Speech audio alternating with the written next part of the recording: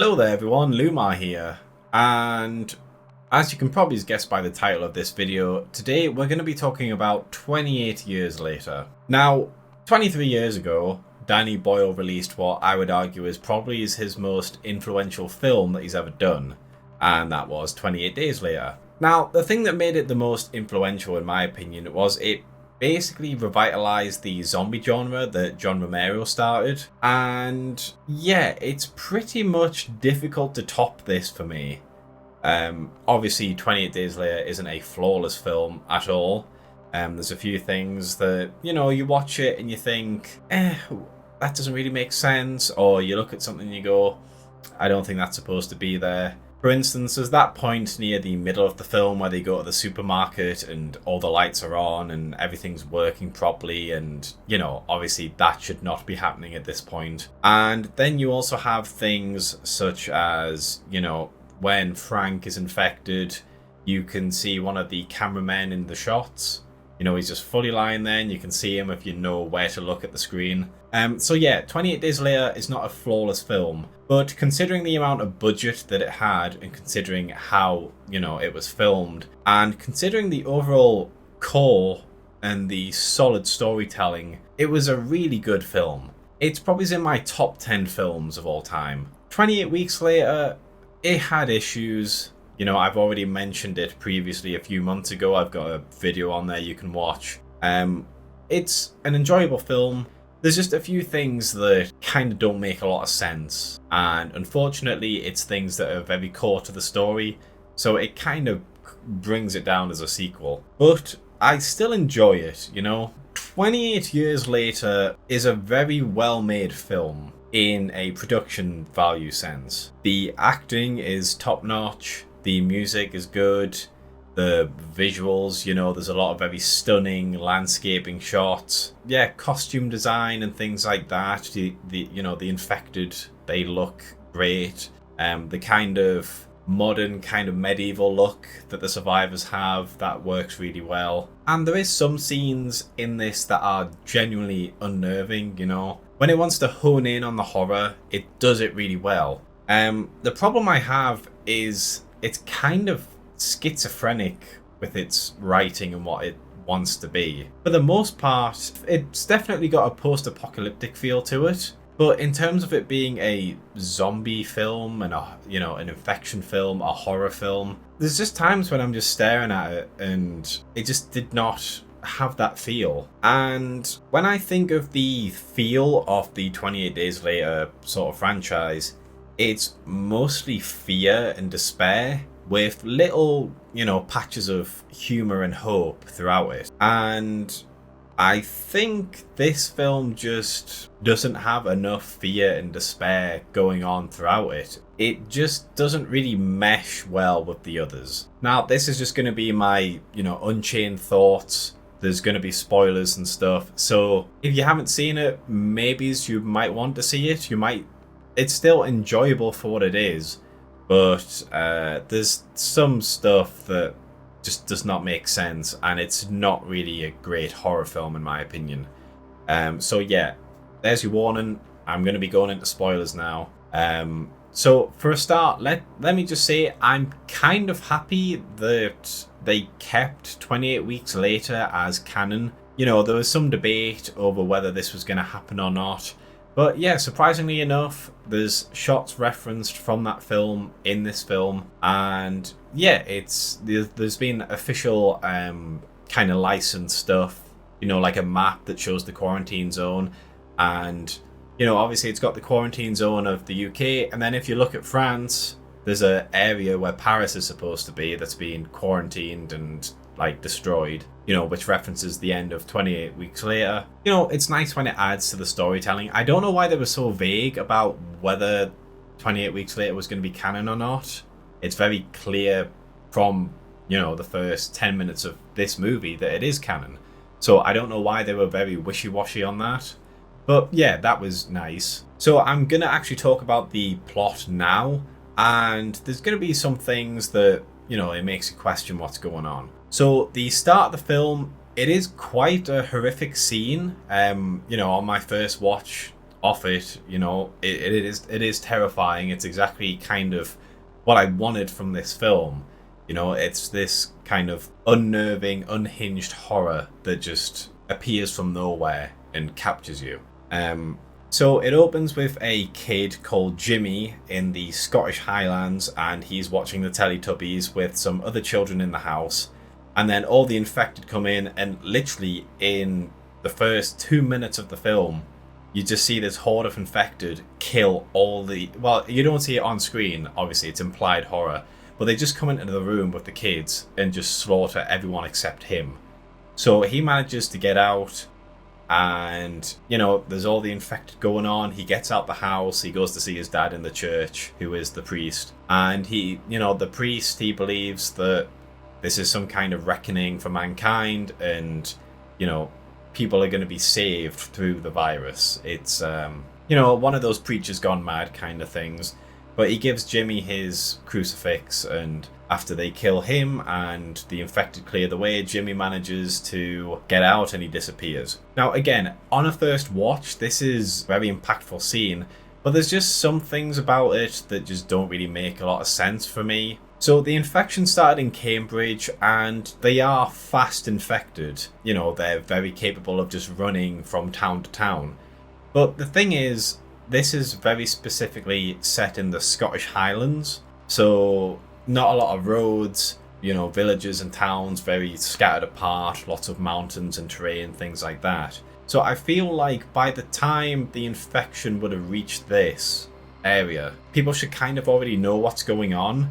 And in the comic, not 28 Days Later Aftermath, there's just a comic called 28 Days Later. We see Selena go to Scotland, and not only has the infection just kind of arrived in the general area still, and, you know, they're still healthy and able to keep fighting, and, you know, they're nowhere close to being starved. There's still a lot of survivors who knew what was going on and kind of prepared for it and tried to take power of things. So in this opening scene, you kind of feel like everyone around this little village that they're in would have been a bit more kind of prepared, and maybe it's not, you know, battle ready, but you think they would have barricaded stuff and stockpiled on supplies and learned to keep down. But it seems like everyone's just kind of going about their daily business, and then it kind of attacks, which doesn't really seem to make a lot of sense to me. Another thing is how the infected actually begin the attack. So Jimmy and the other girls are in the room and they're watching the TV.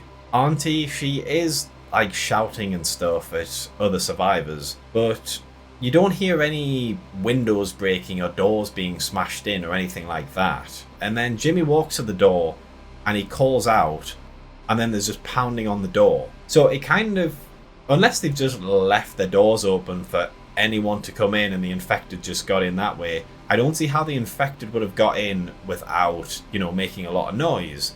But yeah, they just kind of appear and then attack.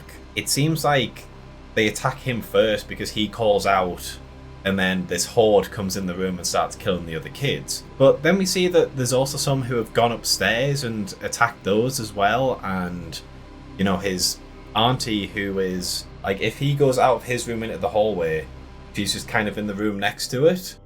She doesn't seem to be aware there's infected in the house, and she locks the door and you know, stops Jimmy from being attacked by the infected who have just come into her room from the outside.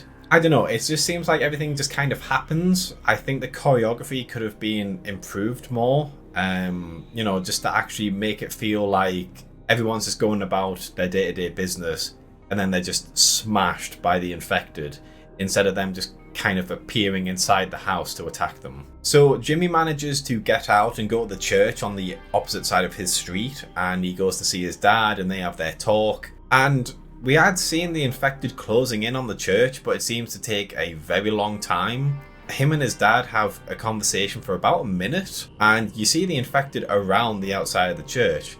But then they don't seem to rush in until after they've had their conversation and Jimmy's gone to hide. So yeah, I feel like the timing of that could have been a bit better. Maybe as you see that the church is actually up on a hill and he looks down and see the infected trying to get up, that would have made a lot more sense. But yeah, overall, it's still a decent scene. I really like how, the infected just charge through the glass windows, and I feel like it would have had a lot more impact if there were other people in the church. However, maybe they flocked to the preacher for guidance and for safety, and then it turns out he didn't bother to lock anything and he just fully expected the infected to take them all, which is kind of what they were implying from the trailers. But no, it's just him in the church. I feel like that loses a bit of the horror, but it is what it is. So after this opening scene, we cut to the present, 28 years later. And from what I can understand, all of these people on this island, they were there from the first outbreak. And before I praised it for making 28 weeks later canon to the sort of storyline, but now it's making me question how these people are still on this island. Because if there's any surveillance looking at them, they're going to get spotted. They're just going about their day-to-day lives. So I don't understand how they weren't evacuated after the first outbreak. Later on it said that, there's a quarantine around the island and anything that tries to get out, they'll kill. And, later on one of the NATO soldiers, they get stranded on the island and he says, I'm not going to get picked up. They don't let anything come off. And that would make sense after the 28 weeks later outbreak. But for the first one, the army did go in. They did kind of check everywhere and start clearing out the cities and things and rescuing survivors. So it just kind of seems a bit bizarre that these people on this island were just left alone and weren't given the chance to go to mainland Europe. It doesn't really make a lot of sense. So yeah, there's this island community, and obviously by the trailers there's the tide that blocks the kind of road that leads between this island and the mainland, so no infected can get to them, and they've kind of got guards stationed on the only way in and out. So, it makes a lot of sense that they've managed to last this long. So you've got the dad, Jamie, and his son Spike, and they are going to go out onto the mainland to try and kill infected and try and get some supplies if they can. And right at the bat, it's just a bit nonsensical. Obviously, it's established that Jamie wants his son to grow up tough and kind of go out into this world and be prepared for it. Not in a positive way. He wants to kind of control his life, and he kind of wants to showboat and, be gloryful and things like that. However, it's pointed out by other survivors that really no one under the age of 15 should be going out because of how dangerous it is. And as we learn later, people already know about all these different kinds of infected. Jamie knows what's going to happen if he goes out and encounters an alpha. But he still takes his son anyways, and yeah, I don't know, it just doesn't make a lot of sense, really, from any perspective. It doesn't make a lot of sense for Jamie, because if he goes out there, he's basically babysitting someone else, and indeed, several times they do nearly die. And yeah, there's no real practical application to it, really. They don't even manage to get any resources for the town. I don't think showboating is worth the effort, really, so I don't really get what the point was. So we also have Jamie's wife and Spike's mother, Isla, and she has some sort of illness that isn't clarified at the start, and because of that she's very confused and debilitated, and she doesn't really go outside. And we see this take a toll on Spike, who just wants his mother to be alright. So Jamie and Spike, they go out and they go onto the mainland, and we see the first kind of variant infected, and that is these bloaters that just kind of crawl across the floor and just eat whatever they come across. And yeah, it's a bit weird. I don't know how they managed to get this bloated and unable to move to the point where they just have to crawl along the ground, because I mean, the whole point of the infection is it constantly makes you throw up blood, and you don't really focus on drinking water and eating all the time. You're mostly just trying to go out and beat whatever isn't infected to death, So I just struggle to understand how they managed to get so fat and bloated, because it's not like these are dead bodies. It's not like a zombie where the gases would, get released from the decomposed tissue and, it'd make them bloated and unable to move. These are still living things, so I don't know how they've ended up in this situation. And another thing I don't really get is they've got kind of like a family, like there's kid bloaters as well, which kind of doesn't really make a lot of sense with what we learn later. I'll come back to it then. So anyways, they're hunting around and they come across an old farmhouse where there's an infected body hanging upside down with the words Jimmy in it. They kill the infected and then they go outside and they come across an alpha in his pack. So the pack, they're just regular infected basically. They just running around trying to kill whatever they can. And the alpha is a more intelligent one who kind of looks out and plans things. He doesn't just charge straight in if he can help it. And this is probably my first critique of the infected, because the whole point of in the original movie was the fact that it is just, there's no conscience, it's just rage. They just want to kill everything around them. And then in this one, yeah, they're trying to infect people and now they have intelligence and they can plan. So there's no real other aspect of it. They're just people basically, which I feel kind of detracts from they are. But yeah, so they manage to take out a lot of the pack and then hide away, but then a deer stampede ruins the house they're in and they're forced to flee and try and get back to the island. And as they're going across the waterway, the alpha chases after them and nearly kills them, but they manage to get help in time. And yeah, they end up going back. They all celebrate that Jamie and Spike managed to live. And yeah, it's an interesting scene. Also, when it's not focusing on Jamie and Spike, it's showing certain scenes back on the island. And you know that scene in the trailer where it's showing someone in like the bloodied mask? There's a girl wearing that on this island and it keeps cutting to her, but like nothing really comes of it. She's just a girl walking around with the mask on and it doesn't really add anything to the movie whatsoever. There's no secret villain or anything like that. She's just got the mask on and that's it. It feels like something that was done just to have something to put in the trailers and then just forgotten about. So Jamie and Spike end up getting into an argument and having a standoff with each other because Jamie is cheating on Isla, and obviously that's upsetting Spike. And there was also a scene where when they're in the farmhouse, they see fires off in the distance, and Jamie said he didn't know who that was, but Spike learns from one of the other residents that they do know who's making the fires, and Jamie just didn't want to tell him. And it turns out that the fires are being started by some kind of doctor who Spike hopes would be able to help his mother. And he gets really annoyed when Jamie refuses to sort of entertain the idea and seems to just be willing to let Isla die. So Spike sets off a distraction to get the guards away from the gate, and then he manages to get his mother across the little road and onto the mainland, and they're going to go to the doctor. Now, as they're on their way to the doctor, they decide to camp out at a abandoned church area or a cathedral, some sort of old ruins kind of thing. And I'm not really sure what the movie was trying to say at this point, because Spike, he wants to watch out while his mother sleeps and keep an eye to make sure no infected come after them. But, you know, he's a kid, he ends up falling asleep anyways.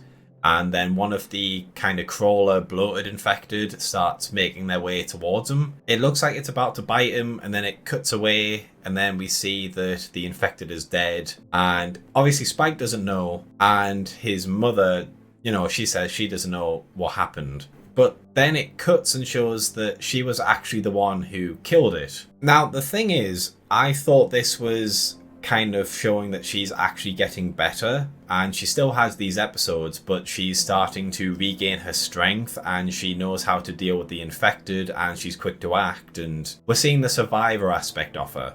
So I thought maybe they were going to have it that she's not actually ill, she's being poisoned by Jamie, who, you know, like I say, it seems like he's very charming and a loving father at the start, but he's shown to be a very flawed character. And yeah, I thought that's the angle they were going with, but no, she is still sick and she does struggle to just do basic things like walk a lot of the time. I'm not really sure what they were doing with this fake out, because it shows both of them being asleep and then Spike about to get bitten, but then all of a sudden Isla is just in full fighting shape, she manages to kill it, and then she just seems to kind of forget and go back. I don't really know what was going on with that scene. So they continue to make their way towards the doctor, And at the same time, we see a bunch of NATO forces who have had their ship, I think they say, something smashed into the side of their ship and they had to abandon it. And they took a dinghy out, but it ended up blowing them towards the coast and they got stuck on the mainland. And I don't know, it's a bit weird because as soon as they arrive on the beach, the infected are waiting for them. And they jump down into like a little reservoir kind of thing, pouring over the sides, jumping into it and attacking the NATO forces until they reach like a gate and they manage to close them off. So I don't know why there's so many infected waiting at the coast for them. I thought that was a bit weird. And then the thing is, they all decide to jump down out of the line of sight of the infected so they can't shoot them with their guns. And then once the infected actually start to jump in with them in this little entrenched area, they still just keep on running. They don't try and fight. Because at the end of the day, they should know by now that these things go down by being shot. And it might take a few extra shots because obviously there's all the adrenaline and they're charging at them. But they should be able to make short work of these infected. There's like 8 of them. But instead, they just don't do anything, basically. There's a scene where the infected jump on 2 of them and the 2 soldiers get infected. And there's another one stood right next to them. He watches them change and then he shoots both of them. And as he's doing that, there's just infected going behind him, just not paying any attention to him. And then it's only after he's shot his 2 colleagues that one of them manages to jump on him and kill him, which I thought was a bit weird. So they get into this kind of tunneled area and it's just a long tunnel. There's no side areas or anything like that. There's the gate where they've just come from. So yeah, they're in this long tunnel and then they just kind of get ambushed by one of the alphas. And yes, they are very quick. We see that from previously. But they also are very loud. So you'd think they'd hear them, especially as there's only one other direction it could have come from. But no, it just kind of appears there and it manages to kill 2 of them. And then one of them survives. And I don't know why they didn't try and shoot it. They just kind of stand there and watch it kill their colleague, and then one of them just stays there, not moving, and gets killed as well, while the other one escapes. And yeah, it just kind of sucks the horror out of things where you see people with guns not kill the infected. It's a bit ridiculous, basically. So as Spike and Isla are making their way to the doctor, they come across another round of infected and they go to a nearby gas station. And for some reason, despite being abandoned for 28 years, there's just gas inside of the gas station. I understand that with windows being locked and doors being shut, if there's some sort of gas leak inside the building, then yeah, it's gonna build up and eventually it might explode. But you're telling me that over the course of 28 years, this building remains so airtight that none of this gas could escape? I don't know, it just seems a bit ridiculous. So they get in and they're getting swarmed and they're about to be killed when Eric, the soldier that managed to escape, Eric shows up and he ignites the gas and it kills all the infected. And I quite liked this dynamic where you've got Eric trying to explain to Spike what a delivery person is, and he's showing him his new smartphone and he's explaining what the internet is and things like that, and Spike's just got no reference. And on the flip side, Eric has to kind of learn about how things are now in mainland Britain and how these new infected work. It was an interesting dynamic and it would have been nice to see Eric try and adapt to it, but we'll get onto that in a sec. So as Eric is by himself and he doesn't really know what to do, he decides to accompany Spike and help him get his mother to the doctor. And on the way there, we see that one of the infected has begun to give birth. And Isla just goes to the infected and helps it, and the infected seem to acknowledge that it's getting helped and gives birth, and it doesn't try to attack any of them. And the baby is not infected. The baby's just a normal human by the looks of things. Yeah, these are just basically a bit angry humans. They're not the infected anymore. If you've got an infected person who understands that it's being helped to give birth and isn't trying to attack any of them, like, what's the point of the virus then? Like, that's the whole point of how it affects the host. It makes them want to kill everything that isn't infected. But here it's just like, yeah, I'll take your help. I'm not going to try to attack you or kill you or anything like that. It's very bizarre. And yeah, as I said, the baby isn't infected, which means either it's somehow got an immunity to it and this baby could be used to make a cure, which I don't really see how that would make sense, or it's just not infected. Newborn babies aren't born infected. And the doctor mentions later that the placenta is a magnificent thing, implying that the placenta kind of kept the virus away from it. But again, that doesn't make sense, because not only would the sperm and the egg be infected, but it only takes one drop of infected blood to turn something infected, and this baby gets covered by the mother.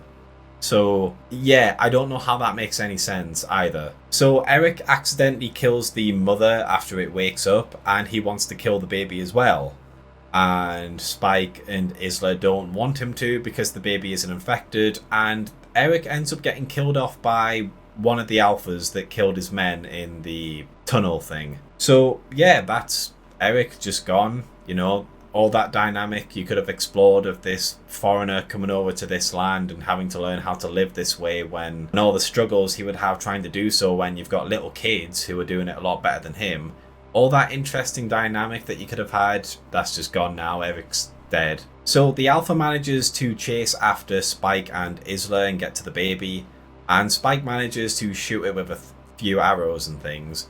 But it doesn't stop it, and right when it's about to get to Spike, the doctor appears and he hits it with some sort of dart that I think he said it's got like morphine in it, and you know, it calms him down instantly. I do like that. You know, I think that's an interesting take, because obviously morphine, it makes you sleepy, it can knock you out. So I like the idea that because these infected are so pumped full of adrenaline, that once you hit it with a drug, it just goes through the body instantly and just kind of dazes it. You know, I like that as an idea. What I don't understand is how this alpha then manages to kind of stay alive, because it's just stood there in a daze, not being able to do anything. And it's got 3 arrows going through its chest. So you'd think it would bleed out, but I don't know. I guess they're super soldiers and they've got super healing.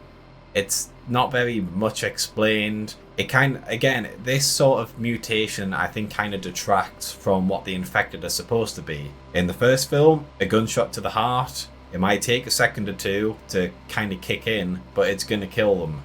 Here, you know, 3 arrows straight through the body, it doesn't seem to do anything. It doesn't immediately stop them, and it doesn't seem to cause the alpha to bleed out because he appears later. So yeah, I'm just not really a big fan of that. So yeah, now they have found the doctor, Dr. Kelson, and he takes them to where he's living. I like the character a lot. I like the concept of him. Over the course of the apocalypse, he has been getting the bodies of either people who have died or the infected that he's killed, and he's been taking them to his little kind of island area, and he's been burning them, and then he's been taking their bones and their skulls, and he's made his bone temple thing that we saw in the trailers, and it looks, you know, it's just a big mountain of skulls and things like that. And yeah, I really liked how it subverted expectations. I know that's not a phrase that people like to hear anymore,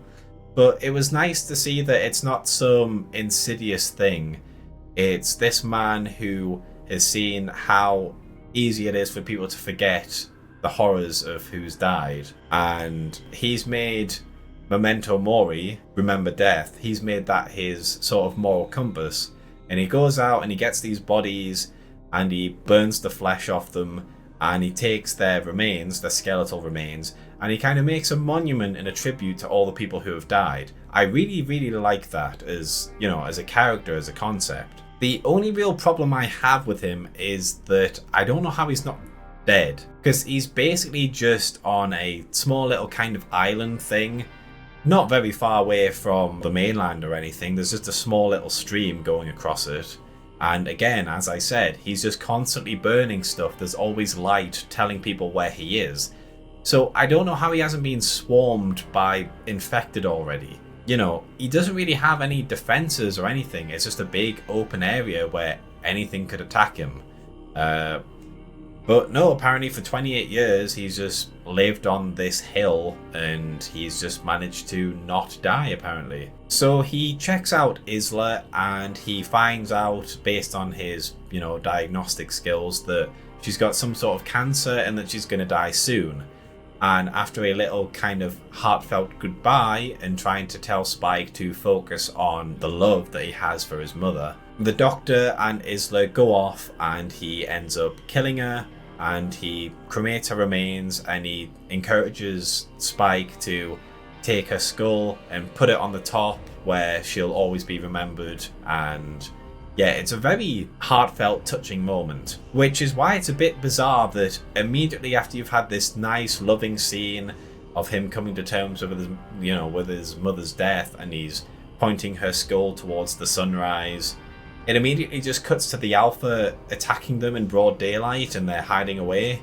It was a very bizarre, juxtaposition, You've got all this heartfelt music and it's a really lovely scene, and then it's just immediately a completely different time of day and they're just getting attacked. I don't know, it was a bit of a weird editing choice for me. So yeah, as I said, the Alpha is still alive somehow despite having arrows going through its chest, and it nearly kills the doctor, but Spike manages to drug it so it falls asleep. So yeah, he takes the baby and he goes back to the island, and he leaves the baby on the island and he decides to go into the mainland to defend himself and, just kind of be his own person. And I don't really know how this scene makes a lot of sense, because yes, we saw that the guards fell asleep and they weren't on patrol, but that was during the night when, there's the high tide and things are quieter. Here, it's the road is open, anything could come across at any time, but apparently none of the kind of guards saw anyone cross over to the island,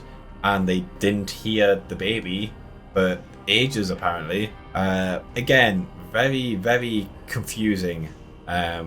So yeah, he leaves the baby and a note, and obviously Jamie, he's heartbroken because his son isn't there and there's not really anything he can do. And then we reach the ending of the film, and if things were a bit weird before, if you weren't really fully enjoying the movie, this is probably when you're gonna hate it.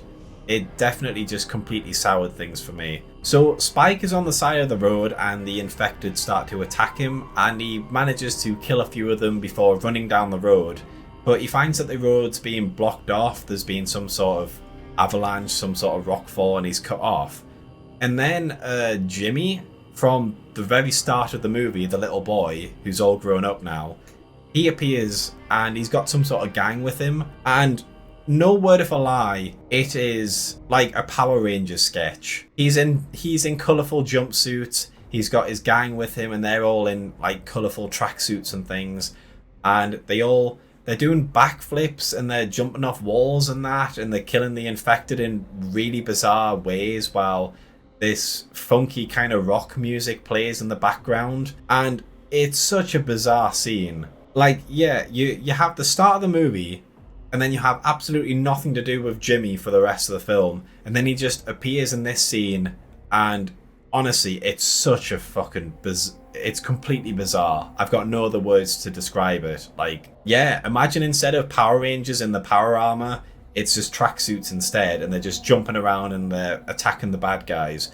That's what it felt like. It was such a complete tonal shift. I'm still trying to comprehend why they ended it with a Power Rangers fight scene, and then he takes Spike under his wing and gets him into the gang, and that's it. And the thing about this film is there's a lot of stuff that's very obviously going to be in the sequel. But yeah, this film could have had a very strong narrative ending of just, Jamie desperately trying to get his son back, and Spike, facing off against a horde of infected by himself, showing just how much he's grown from the start when he couldn't really hit anything. And instead of that, they go with this ending for something they could have just saved until the next movie that I think is already being shot at the moment. So yeah, I don't get it. It was honestly, me and my girlfriend, we were almost laughing at it, and that's really not what you want from a horror film, to be laughing at it. So yeah, I don't know. It's a very mixed bag to me.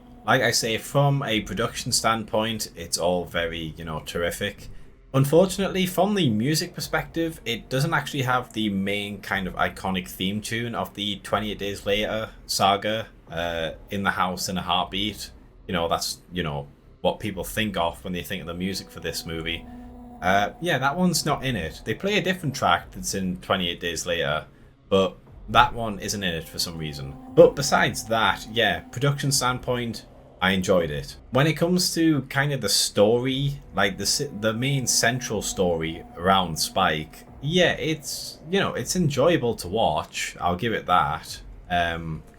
But it just wasn't really what I was expecting for a horror film. It just kind of underperformed for me. And yeah, there's very clearly scenes that were just created to try and hype up how much of a horror film this is that don't really have much effect on what you would think it would. For instance, like I say, the opening during the initial outbreak, it doesn't really show you massive amounts of that. It's literally just like a 4-minute scene, and then that has nothing to do with anything else in the plot until the very end. And there's also those shots in the second trailer that shows kind of the infected in infrared, which makes you think maybe it's the special forces, or they're trying to hunt them down or research them or something like that. But no, they're just shots that were shot in infrared, and besides killing a deer, they don't really do anything. It's kind of pointless. And yeah, I don't know. It's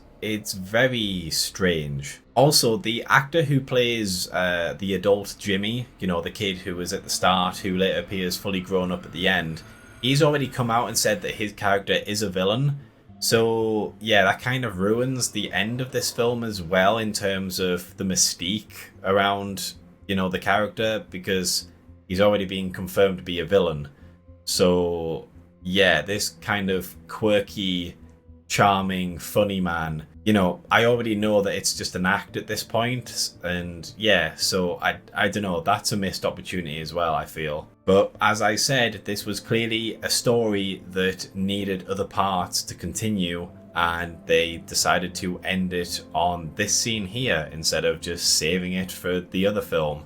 Which, don't get me wrong, it still would have been a very weird scene to include in a 28 Days Later film, but it would have been better if it wasn't the final scene of this movie. Yeah, I don't know. I mean, you'll probably enjoy it. I'd say give it a watch, but honestly, I would say this is even worse than 28 Weeks Later, to be honest. And I made a video tearing that film apart about how it doesn't make any sense.